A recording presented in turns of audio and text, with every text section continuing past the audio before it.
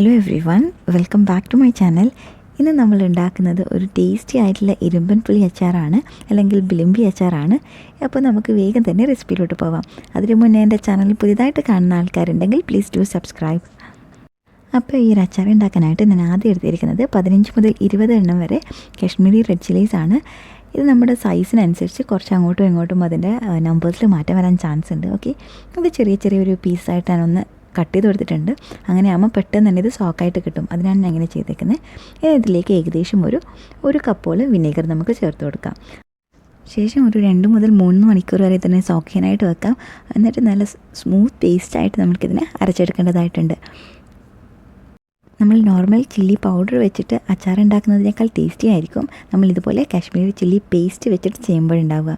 ഈ ഒരു സോക്കിംഗ് ടൈമിൽ തന്നെ നമുക്ക് വേണ്ട ഒരു ബിലിമ്പി റെഡിയാക്കി എടുക്കാം. അതിനായിട്ട് ഞാനിവിടെ ഒരു 3/4 കിലോ ബിലിമ്പി എടുത്തിട്ടുണ്ട്. എന്നിട്ട് അതിൻ്റെ സൈഡ് ഒന്ന് നന്നായിട്ട് കഴുകി അതിൻ്റെ വെള്ളമൊക്കെ തുടച്ച് കളഞ്ഞിട്ടുണ്ട്. ഇതിന് ആ സൈഡ് ഭാഗം കട്ട് ചെയ്ത് കളഞ്ഞ് ചെറിയ പീസായിട്ട് കട്ട് ചെയ്ത് വെച്ചിട്ടുണ്ട്. ഒത്തിരി തിന്നായിട്ടുള്ള സ്ലൈസസ് അല്ല, അത്യാവശ്യം തിക്നെസ്സോട് കൂടിയിട്ടുള്ള സ്ലൈസസ് തന്നെയാണ് ചെയ്തേക്കുന്നത്.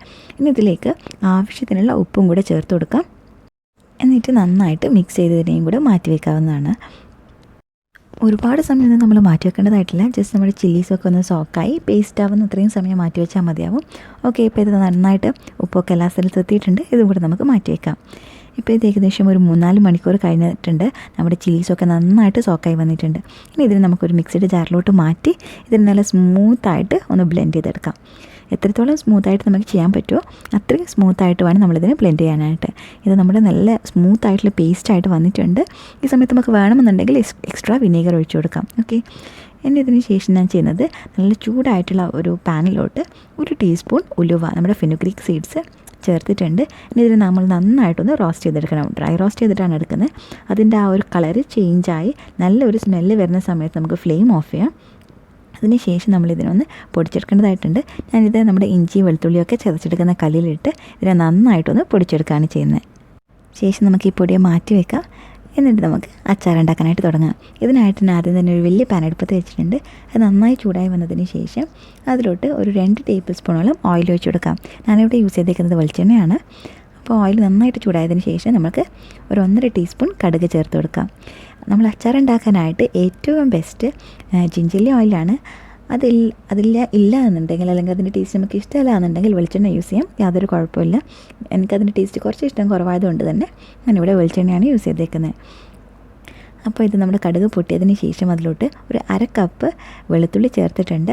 അതിൻ്റെ ഒരു പച്ചമണം മാറുന്ന സമയത്ത് നമുക്ക് ആവശ്യത്തിനുള്ള, നമ്മുടെ എരിവിന് ആവശ്യത്തിനുള്ള പച്ചമുളക് ചേർത്ത് കൊടുക്കാം. ഞാനിവിടെ ഒരു 2 മുതൽ 4 പച്ചമുളക് വരെ നമുക്ക് ചേർത്ത് കൊടുക്കാം. പിന്നെ ഇതിലേക്ക് ഒരു 2 സ്ട്രാൻഡ് കറിവേപ്പില കൂടെ ചേർക്കാം. ഇതൊക്കെ കൂടി നമുക്കിന് നന്നായിട്ടൊന്ന് വഴച്ചെടുക്കാം. പച്ചമുളക് നമ്മുടെ എരിവിനനുസരിച്ച് ചേർക്കാം. കാരണം നമ്മുടെ ചില്ലി പേസ്റ്റാണ് റെഡിയാക്കിയിട്ടുള്ളത്. അപ്പോൾ അതിൽ തന്നെ നല്ല ഒരു സ്പൈസിനെസ് കിട്ടും. അതുകൊണ്ട് പച്ചമുളകിൻ്റെ എണ്ണം നോക്കിയിട്ട് മാത്രം ചേർത്താൽ മതിയാവും. അപ്പോൾ ഇത് നമ്മുടെ ഇഞ്ചി, പച്ചമുളകും വെളുത്തുള്ളിയും കറിവേപ്പിലൊക്കെ നന്നായിട്ട് വഴന്ന് വന്നിട്ടുണ്ട്. ഇനി ഇതിലേക്ക് ഞാനൊരു 1/2 ടീസ്പൂൺ കായപ്പൊടിയും കൂടെ ചേർത്ത് കൊടുത്തിട്ടുണ്ട്. ഇനി ഇതിൻ്റെ ആ ഒരു നല്ല സ്മെല്ലും ഫ്ലേവറും കിട്ടാനായിട്ട് ഒന്ന് വഴറ്റി കൊടുക്കാം. അതിനുശേഷം നമ്മൾ നേരത്തെ റെഡിയാക്കി വെച്ചിട്ടുള്ള വിനീഗറും ചില്ലിയും കൂടെ പേസ്റ്റാക്കി വെച്ചത് ചേർത്ത് കൊടുക്കാം. അപ്പോൾ ഈ ഒരു പേസ്റ്റ് ചേർത്തതിന് ശേഷം നമ്മൾ ഫ്ലെയിം ഒന്ന് ലോയിലേക്ക് മാറ്റി കൊടുക്കാം. എന്നിട്ട് നന്നായിട്ട് ഇതിലൊന്ന് വഴറ്റി കൊടുക്കാം. അല്ലെങ്കിൽ ആ ഒരു പെട്ടെന്ന് കരിഞ്ഞു പോകാനുള്ള സാധ്യതയുണ്ട്. അതുകൊണ്ടാണ് നമ്മൾ ഫ്ലെയിം ലോ ആക്കി കൊടുക്കുന്നത്. ഇതിന് ഏകദേശം ഒരു 1-2 മിനിറ്റ് നമ്മൾ കണ്ടിന്യൂസ് ആയിട്ട് മിക്സ് ചെയ്തെടുത്തോണ്ടേ ഇരുന്ന് ഒന്ന് കുറുക്കിയെടുക്കാം. ആ ഒരു പച്ചമണം മാറുന്നത് വരെ, അല്ലെങ്കിൽ ആ ഒരു മുളകിൻ്റെ കുത്തൽ മാറുന്നത് വരെയാണ് ചെയ്യേണ്ടത്. ഓക്കെ, ജസ്റ്റ് ഒരു 2 മിനിറ്റ് ചെയ്തെടുത്താൽ മതിയാവും. അപ്പോഴേക്കും ആ ഒന്ന് തിക്കായി വരുമ്പോഴേക്കും അതിൻ്റെ ആ ഒരു റോ ടേസ്റ്റ് മാറിയിട്ടുണ്ടാകും. ഓക്കെ, അപ്പോൾ ഇത് നമ്മുടെ നന്നായിട്ടൊന്ന് കുറുകി വന്നിട്ടുണ്ട്. ഇതിലോട്ട് നമ്മൾ നേരത്തെ റെഡിയാക്കി വെച്ചിട്ടുള്ള ബിലിമ്പിയും കൂടെ ചേർത്ത് കൊടുക്കാം. അതിനുശേഷം നമുക്കിതിനെ നന്നായിട്ടൊന്ന് മിക്സ് ചെയ്ത് കൊടുക്കാം. ഈ ബിലിമ്പി നന്നായിട്ട് മിക്സ് ആയതിന് ശേഷം നമ്മൾ 1 മിനിറ്റും കൂടി ജസ്റ്റ് ഇതിന് ഈ ഒരു ടൈപ്പിൽ കുക്ക് ചെയ്തെടുക്കുകയാണ് ചെയ്യുന്നത്. അതിന് ശേഷമാണ് നമ്മൾ ബാക്കിയുള്ള ഇൻഗ്രീഡിയൻസ് ചേർത്ത് കൊടുക്കുന്നത്. അപ്പോൾ ഇത് നമ്മുടെ ബിലിമ്പി നന്നായിട്ട് ഇവിടെ മിക്സായി വന്നിട്ടുണ്ട്. ഇനി ഇതിലേക്ക് നമ്മൾ നേരത്തെ പൊടിച്ച് വെച്ചിട്ടുള്ള വറുത്ത് അതിന് ശേഷം പൊടിച്ചിട്ടുള്ള ഉലുവ ചേർത്ത് കൊടുക്കുകയാണ്. ഏകദേശം 1 ടീസ്പൂൺ ഉലുവയാണ് നമ്മളിങ്ങനെ വറുത്തിട്ട് പൊടിച്ചിട്ടുള്ളത്. ഓക്കെ, ഇതും കൂടി ചേർത്തതിന് ശേഷം നമുക്ക് നന്നായിട്ടൊന്ന് മിക്സ് ചെയ്ത് കൊടുക്കാം. ഇനി നമ്മൾ ചേർക്കുന്നത് ആവശ്യത്തിനുള്ള ഉപ്പാണ്. നമ്മൾ നേരത്തെ ബിളിമ്പിയിൽ മാത്രമാണ് ഉപ്പ് ചേർത്തിട്ടുണ്ടായിരുന്നത്, നമ്മുടെ ഗ്രേവിയിൽ ഒട്ടും ചേർത്തിട്ടുണ്ടായിരുന്നില്ല. അതുകൊണ്ട് തന്നെ ഏകദേശം നമ്മുടെ ടേസ്റ്റിന് എത്രത്തോളം ഉപ്പ് വേണോ അത്രയും നോക്കിയിട്ട് ഞാൻ ചേർത്ത് കൊടുക്കുകയാണ്. നമ്മുടെ അച്ചാർ ഉണ്ടാക്കുമ്പോൾ ഏറ്റവും ടേസ്റ്റ് ഉണ്ടാവുക കല്ലുപ്പ് ചേർത്താലാണ്. അതുകൊണ്ട് തന്നെ ഞാൻ കുറച്ച് കല്ലുപ്പാണ് ചേർത്ത് കൊടുത്തിരിക്കുന്നത്. അപ്പോൾ അതൊക്കെ കൂടെ ചേർത്ത് നന്നായിട്ടൊന്ന് മിക്സ് ചെയ്ത് വെച്ചിട്ടുണ്ട്. ഇനി ഇതിൻ്റെ ആ ഒരു ടേസ്റ്റ് ബാലൻസ് ചെയ്യാനായിട്ട് കുറച്ച് ശർക്കര ചേർത്ത് കൊടുക്കുകയാണ്. ഏകദേശം 1 ടേബിൾ സ്പൂണോളം നമുക്ക് ചേർത്ത് കൊടുക്കാം. അല്ലെങ്കിൽ എത്രത്തോളം നമുക്ക് ആ ഒരു മധുരത്തിൻ്റെ ടേസ്റ്റ് ഇഷ്ടമാണോ അത്രയും ചേർത്ത് കൊടുക്കാവുന്നതാണ്. ശർക്കരയ്ക്ക് പകരം വേണമെന്നുണ്ടെങ്കിൽ നമുക്ക് പഞ്ചസാര ചേർത്ത് കൊടുക്കാം, യാതൊരു കുഴപ്പമില്ല. അപ്പോൾ ഇതും കൂടി ചേർത്ത് നമുക്ക് നന്നായിട്ട് മിക്സ് ചെയ്യാം. അതിനുശേഷം നമ്മൾക്ക് ഏതൊരു കൺസിസ്റ്റൻസിയിലാണോ നമ്മുടെ അച്ചാർ വേണ്ടത് ആ ഒരു കൺസിസ്റ്റൻസിയിൽ എത്തുന്നത് വരെയുള്ള വിനീഗറാണ് ഒഴിക്കേണ്ടത്. നിങ്ങൾക്ക് തിക്കായിട്ടുള്ള കൺസിസ്റ്റൻസിയാണ് വേണ്ടത് എന്നുണ്ടെങ്കിൽ വിനീഗർ ഒഴിക്കേണ്ട യാതൊരു ആവശ്യമില്ല. ഈ ഒരു കൺസിസ്റ്റൻസിയിൽ തന്നെ 1-2 പിഞ്ച് കായത്തിൻ്റെ പൊടിയും കൂടെ തൂവി നമുക്ക് വാങ്ങി വെക്കാം. ഇപ്പോൾ ഞാൻ കുറച്ചും കൂടെ ഒരു ലൂസ് കൺസിസ്റ്റൻസിയിലുള്ള അച്ചാറാണ് ഉണ്ടാക്കുന്നത്. അതുകൊണ്ട് തന്നെ ഞാനിവിടെ ഏകദേശം 1 കപ്പ് വിനീഗർ ചേർത്ത് കൊടുത്തിട്ടുണ്ട്.